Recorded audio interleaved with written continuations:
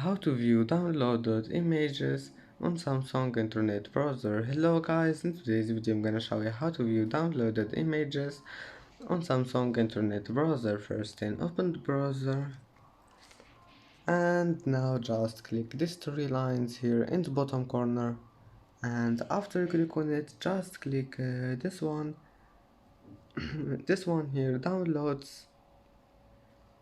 And now all you need to do is just click here, all click on it and select just image.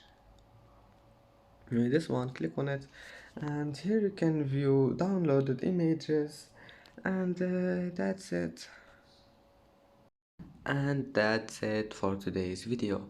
If you like this video, don't forget like and subscribe, and thank you for watching this video until the end, and see you in the next video.